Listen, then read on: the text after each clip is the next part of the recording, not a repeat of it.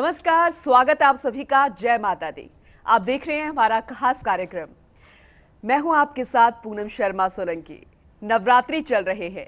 9 दिन हम अलग अलग माताओं के अलग अलग रूपों की पूजा करते हैं।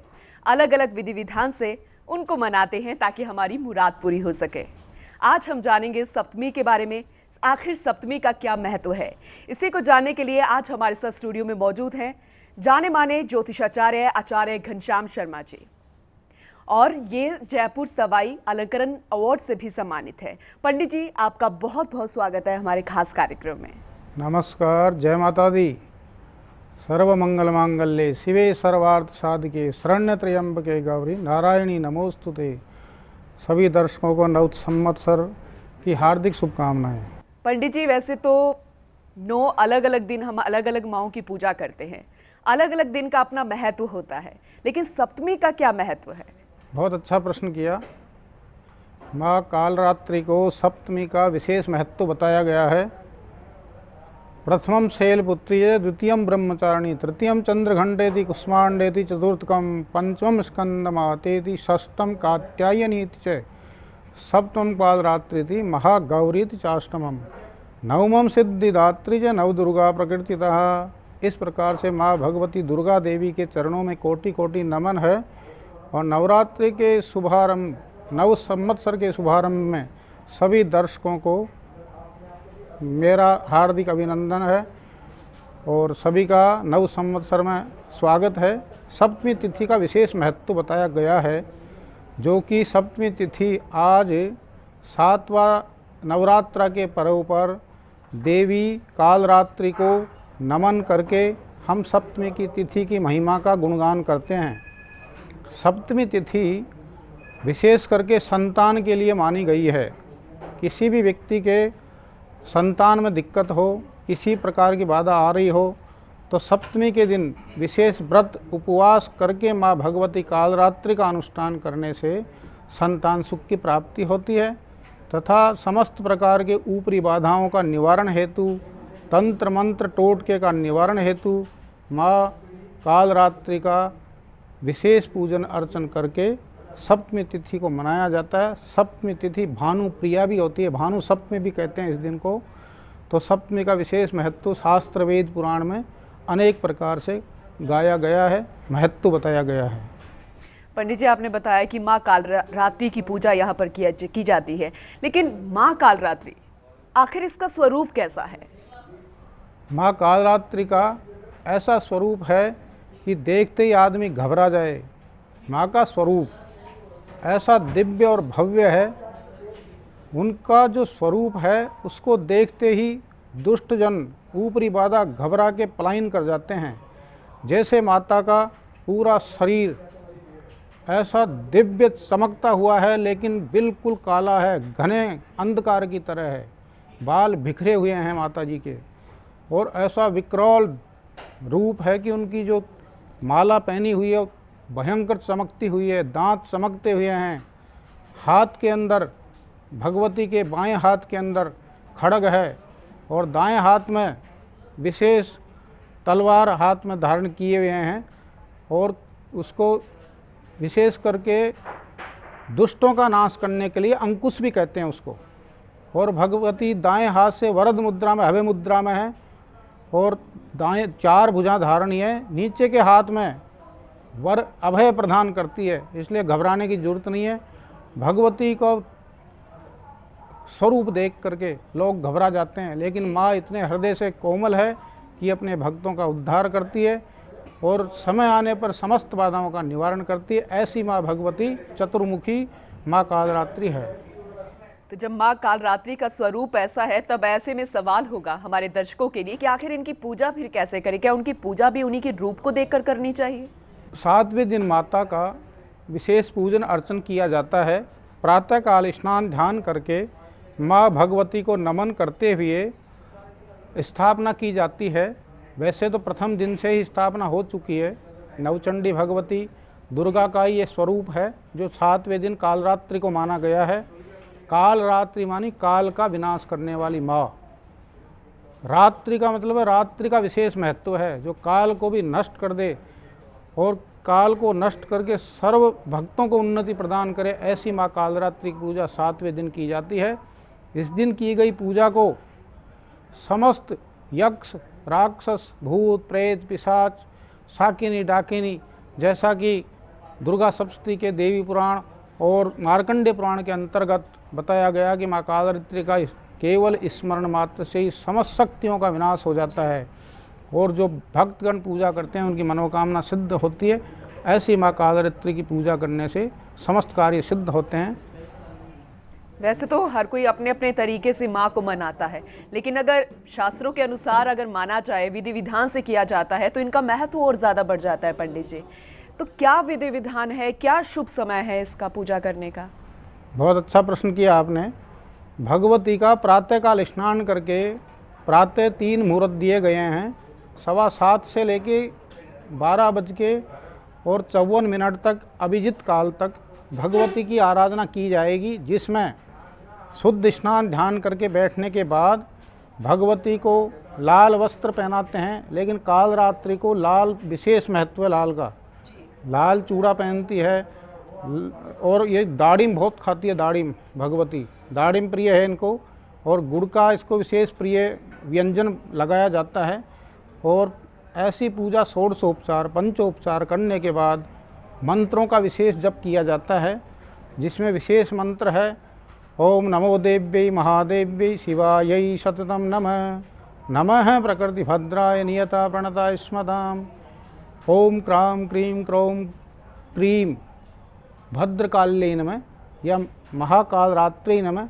इस प्रकार से इष्ट देव का स्मरण करते हुए माँ का स्मरण अगर कोई व्यक्ति करता है तो उसके जीवन में विधि विधान से पूजा पाठ करने का जो महत्व मिलता है, प्रातःकाल से लेके अभिजित काल तक विशेष महत्व बताया गया है। इसका नमन पूजन पाठ करने से जो व्यक्ति प्रातःकाल उठ करके स्नान ध्यान के बाद जो क्रिया करता है उसको समस्त वैभव की प्राप्ति, धन, यश, मान, सम्मान, प्रतिष्ठा की प्राप्ति शीघ्र होती है। पंडित जी, क्योंकि बहुत सारे लोग आजकल के ऐसे हैं, बहुत सारी महिलाएं ऐसी हैं जो कि ऑफिस जाती हैं, काम करती हैं, उनके पास इतना वक्त नहीं होता कि वो पूरी विधि विधान के साथ माँ को याद कर सके। तो ऐसे में कोई ऐसा उपाय जो वो करें बहुत कम समय में, और ताकि माँ को पूजा जा सके, वो अपनी मुराद पूरी कर सके? बहुत बढ़िया, बहुत बढ़िया। माँ भगवती को तो मन से नमन कर लो, मन से स्मरण कर लो। अनन्य चिंतयन्तो माम ये जनाः पर्युपास्ते तेषां नित्ययुक्तानां योगक्षेमं वहाम्यहम्। जैसे गीता में भगवान श्री कृष्ण ने कहा, वैसे ही दुर्गा सप्तशती में, मार्कंडेय पुराण के अंतर्गत दुर्गा सप्तशती में भगवती ने कहा कि सर्वाबाधा विनिर्मुक्तो धन धान्य सुतान्वित मनुष्यो मत प्रसादेन भविष्यति न संशय। जो केवल मेरा दर्शन मात्र कर ले प्रातःकाल, या जाते जाते नमन करके भी आप प्रणाम करके भगवती के सामने जा कर के कालरात्रि का केवल ओम कालरात्रि नमः 3 बार बोल के भी जाओगे तो तुरंत आपकी मनोकामना सिद्ध करने के लिए भगवती तत्पर है। इसमें कोई ज़्यादा समय नहीं हो तो कोई दिक्कत नहीं है। भगवती सब मान्य है, भगवती पूजा स्वीकार करती है। चलिए, और कुछ लोग ऐसे हैं जो कि पूरे विधि विधान से करेंगे, कुछ लोग ऐसे जिनके पास ज़्यादा वक्त नहीं है पंडित जी। लेकिन जो लोग व्रत करते हैं उनके मन में सवाल आता है कि आखिर वो सप्तमी के दिन ऐसा क्या खाएं, किस तरीके से अपने व्रत को खोले, या फिर जो 8 दिन पूजा करते हैं वैसे ही चलने दें, या इस दिन कुछ खास होता है? हाँ, 7वें दिन माता जी का विशेष करके जो कालरात्रि का विशेष अनुष्ठान जो करते हैं, जो लोग विशेष तपस्या में लगे रहते हैं, जब पूजा पाठ में व्रत भी कर रहे हैं, नीचे शयन करना चाहिए, उनको लहसुन प्याज से दूर रहना चाहिए, मांस मदिरा नहीं खाना चाहिए, सेविंग नहीं बना सकते हैं। दूसरा, विशेष करके दंत मंजन का भी इसमें विधान नहीं है। दंत मंजन आप केवल वृक्ष की कर सकते हो, वैसे दंत मंजन नहीं करना चाहिए।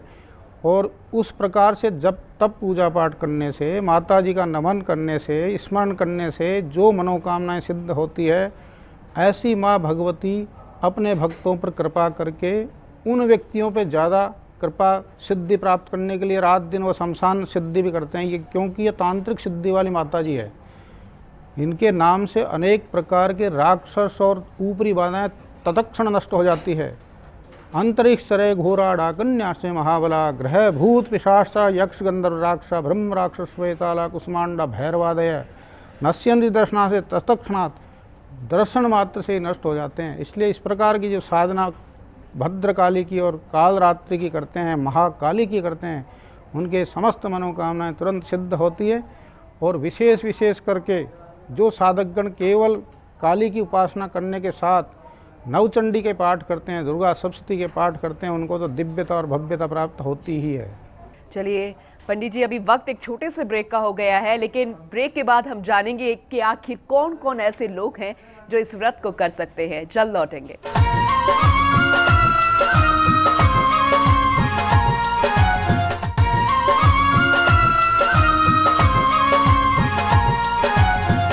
ब्रेक के बाद आपका एक बार फिर से स्वागत है। आप देख रहे हैं हमारा खास कार्यक्रम। हमारे साथ जुड़े हुए हैं जाने माने ज्योतिष आचार्य घनश्याम शर्मा जी। घनश्याम जी, ब्रेक से पहले मैंने ये सवाल आपसे किया था कि आखिर ऐसे कौन कौन से लोग हैं जो इस व्रत को कर सकते हैं। बहुत बढ़िया प्रश्न किया आपने। सभी लोगों के लिए माताजी का आशीर्वाद समान रूप से प्राप्त होता है, लेकिन अगर कोई ये कहे कौन कौन से लोग हैं, तो सभी लोगों के, सभी स्त्री पुरुषों के लिए भगवती का पूर्ण आशीर्वाद मिलता है। लेकिन जो व्यक्ति बहुत गृहस्थी में समय नहीं दे पाते हैं या ऑफिस में बहुत जल्दी जाने की व्यवस्थाएं है, उनकी समय नहीं मिल पाता, तो केवल वो क्रीम क्रीम क्रीम या फिर ओम आइम ह्रीम क्लीम चामुंडाय विच्चे नवारण मंत्र का 21 बार जप करते हुए, भगवती का नमन करते हुए प्रत्येक व्यक्ति ही केवल 3 या 7 या 21 बार इस मंत्र का स्मरण करते हुए, स्मरण मात्र से ही समस्त सिद्धि मिल जाती है। और मैं एक और विशेष बात बता दूं, सप्तमी को माँ भगवती की विशेष आराधना करने का महत्व है। इस दिन विशेष मंत्रों का स्मरण करें, जैसे ओम ऐं ह्रीं क्लीं चामुंडाय विच्चे। इस मंत्र का 3, 7, 21 या 27 बार नमन करने से, भजन करने से, जप करने से, स्मरण करने से समस्त मनोकामना सिद्ध हो जाती है। भगवती सहस्रार चक्र में मन में स्थित रहती है। इसलिए इस दिन जो पूजा पाठ करेगा, सहस्राद्र उसका उन्नत होगा, शीघ्र उनकी उन्नति होगी। और नवारण मंत्र के साथ मैं आपको और विशेष बताऊं कि दुर्गा सप्तशती के अंतर्गत पीछे उसमें लिखा सिद्ध कुंजिका स्तोत्रम, उस सिद्ध कुंजिका स्तोत्र का एक दिन मात्र पाठ करने के विचार भी कर ले कोई, तो यंत्र मंत्राणि भूतले, इस पृथ्वी पे जितने यंत्र मंत्र तंत्र नष्ट हो जाए, मनोकामना सिद्ध हो जाए। सिद्ध कुंजिका स्तोत्र पाठ का इतना विशेष महत्व बताया गया है। पंडित जी, इसका विशेष महत्व तो है, लेकिन जिस माँ की हम बात कर रहे हैं कालरात्रि की, उनका स्वरूप ऐसा है कि बहुत सारे लोग ऐसे हैं अपने घरों में उनकी मूर्ति स्थापित नहीं करते हैं। थोड़ा सा डर लगता है, भय उनके पास उनको लगता है, और मूर्ति उनको इतनी जल्दी से मिलती भी नहीं है बाजार में आजकल। तो आखिर ऐसे वो लोग जो माँ की पूजा तो करना चाहते हैं, लेकिन वो किस स्वरूप की पूजा करें? बहुत ही उत्तम प्रश्न है आपका कि भगवती की जो कालरात्रि की मूर्ति मिलती नहीं है, या मूर्ति ले भी ले तो डर लगता है सारा परिवार। तो इसलिए भगवती का केवल नवचंडी का स्वरूप, सिंह पर सवार वाली जो शक्ति स्वरूपा सिद्धिदात्री का जो स्वरूप है, उसी को ही घर में रख करके और नवचंडी का रूप मान के भगवती का स्मरण उसी में कर लो, ताकि समस्त काम सिद्ध हो जाए।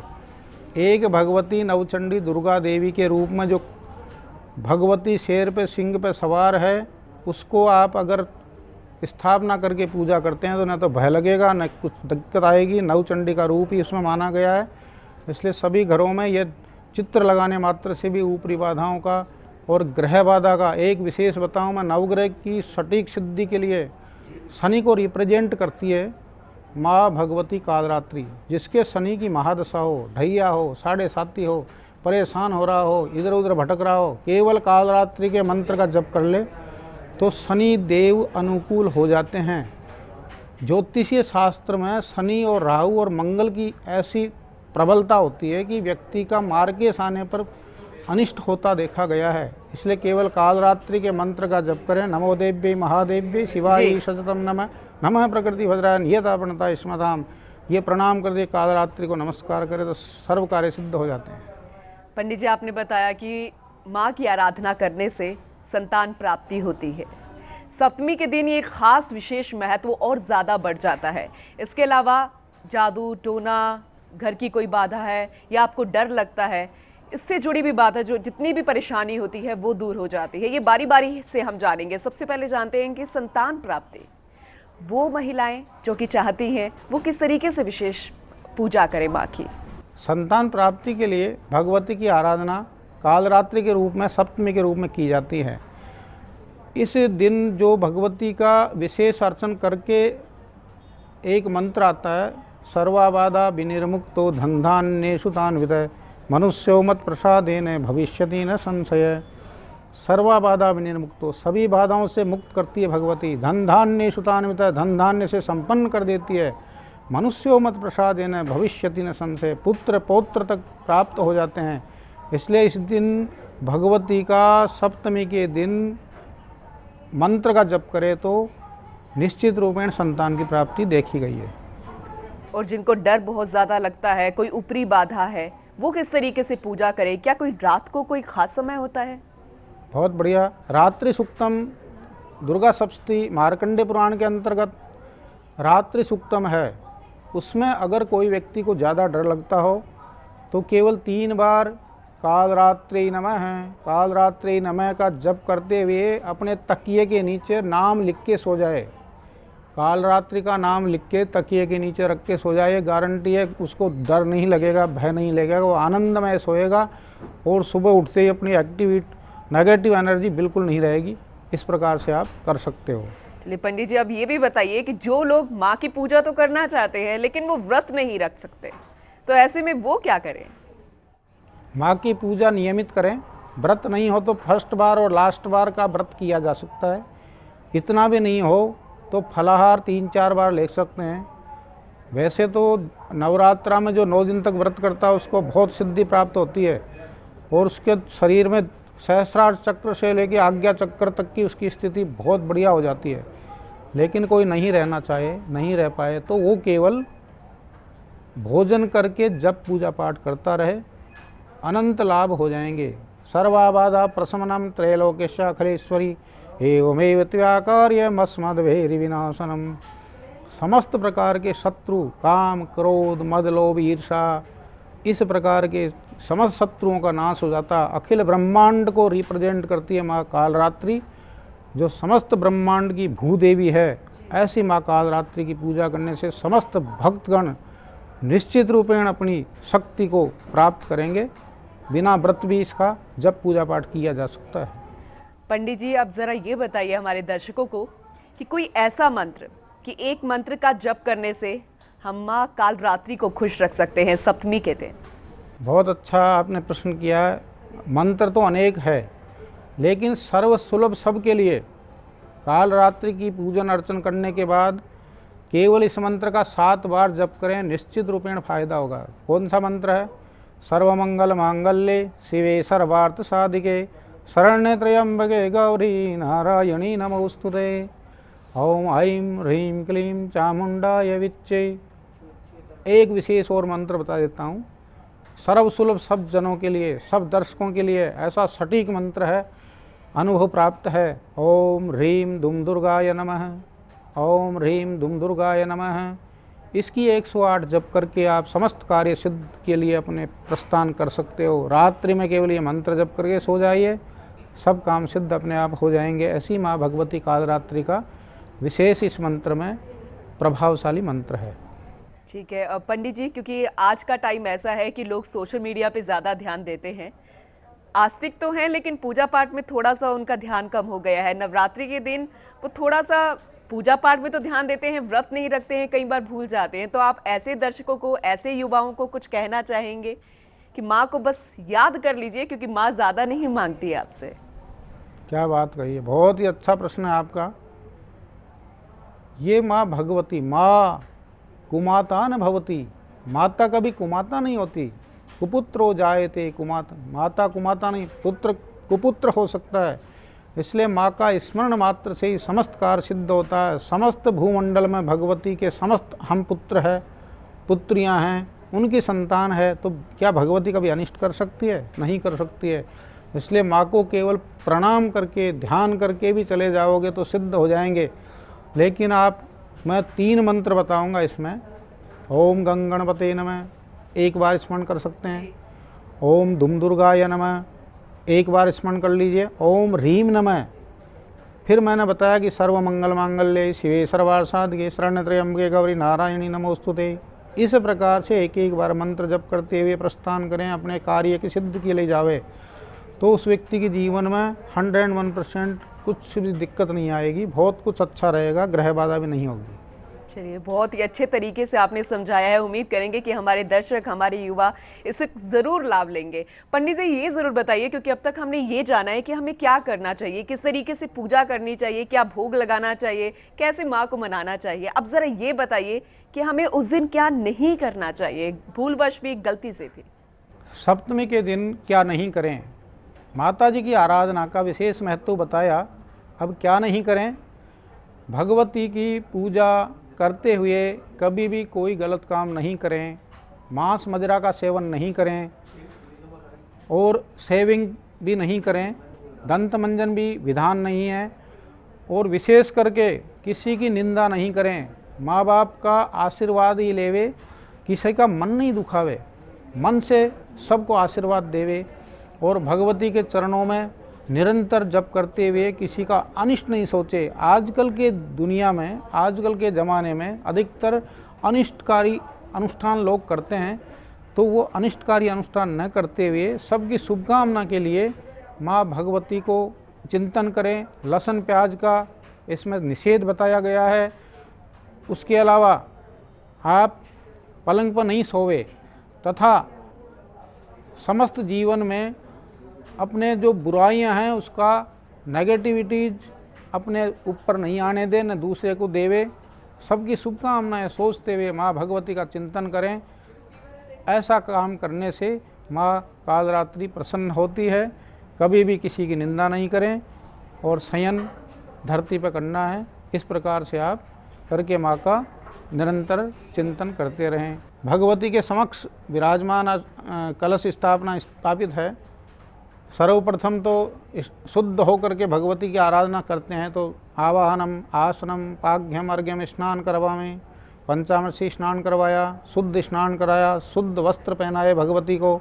वस्त्र पहनाने के बाद भगवती को सुंदर पुष्पों की माला पहनाई गई, जिसमें विशेष लाल पुष्प अधिक मान्य है माता जी को, लाल पुष्प।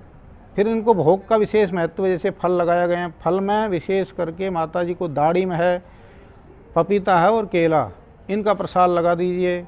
अब विशेष प्रसाद में जैसे भगवती को कालरात्रि को गुड़ से बनी हुई वस्तु ज़्यादा प्रिय है जी।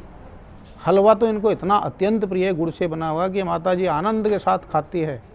अब आपको एक महत्व बताऊं, गुड़ का भोग लगाने के बाद में भगवती को आचमन करा दे, उसके बाद फल लगा करके पान का बीड़ा अवश्य लगावे माता जी को। पान से माता जी इतना प्रसन्न होती है, क्योंकि माता जी ने रक्त पान किया है जी। तो पान पसंद है इनको। कैसे किया, जब रक्त बीज इतना पूरे ब्रह्मांड में रक्त बीज हो गए, जिस राक्षस को रक्त बीज को मारा भगवती ने, तो उसमें इतने जितने रक्त के बूंद नीचे गिरी उतने पूरे विश्व के अंदर एक से एक रक्त बीज होते गए। तो फिर भगवती नवचंडी के स्वरूप में से एक दिव्य रूप निकला, जिसको कहते हैं कालरात्रि। उस भगवती ने खप्पर लेकर के और उस तलवार से उसको काट काट के सिरों को और पूरा रक्त पान कर गई जी। इसलिए इसको कालरात्रि कहते हैं। तो पूरे रक्त बीजों को ख़त्म करने के बाद एक जो मेन रक्त बीज था उसका संहार किया और समस्त विश्व को सुख शांति प्रदान की। ऐसी माँ कालरात्रि की जो कथा मात्र सुनते हैं उसको समस्त सिद्धियाँ प्राप्त हो जाती है। ऐसी माँ सिद्धिदात्री है, ऐसी माँ कालरात्रि है। इसकी आराधना करने से निराजन आरती का बहुत बड़ा महत्व है इनका। आरती करने मात्र से ही भगवती की मनोकामना सब सिद्ध हो जाती है। त्रुटि कोई रह गई हो तो आरती अवश्य करें जी। उसके बाद हम प्रणाम करके रात्रि शयन करें। प्रातःकाल ऐसे ही 9 दिन तक करने से साधकगण सिद्धि को प्राप्त हो जाते हैं। बहुत ही अच्छे तरीके से आपने कथा के जरिए समझाया है। पंडित जी, आखिर में मैं आपसे जानना चाहूँगी, कोई ऐसी पौराणिक कथा माँ कालरात्रि से जुड़ी हुई? हाँ, पौराणिक कथा तो विशेष कालरात्रि की जो बताई गई है वो रक्त बीज, शुंभ निशुंभ, मधु केटप, इनका इन्होंने संहार किया है। देवी पुराण में, मार्कंडेय पुराण में और महाभारत के खंड में भी बताया गया है कि ये देवी 600 वर्ष पूर्व ईसा से पूर्व वर्णित है शास्त्र में कि 600 वर्ष ईसा से पूर्व भी उस समय भी देवी का कालरात्रि का वर्णन आता है। अनेक प्रकार के ग्रंथों में इनका वर्णन किया गया है, इसलिए इसका देवीय पुराण के अनुसार और महत्व और बढ़ जाता है। ऐसी माँ भगवती कालरात्रि को हम नमन करते हैं और इनकी पूजन करके सिद्धि प्राप्त करते हैं। अनंत प्रकार की ऊपरी बाधाओं का निवारण करते हुए समस्त सुखों की प्राप्ति भक्तगण करते हैं। जी, ऐसी माँ कालरात्रि है। पंडित जी, बहुत ही खूबसूरत तरीके से, बहुत अच्छे तरीके से आपने हमारे दर्शकों को बयां किया है सप्तमी के बारे में, माँ कालरात्रि के बारे में। हम उम्मीद करते हैं कि हमारे दर्शकों को इससे ज़रूर लाभ होगा और माँ कालरात्रि जो है आप सबकी मुरादों को पूरा करेगी। इसी के साथ हमें दीजिए इजाज़त। जय माता दी।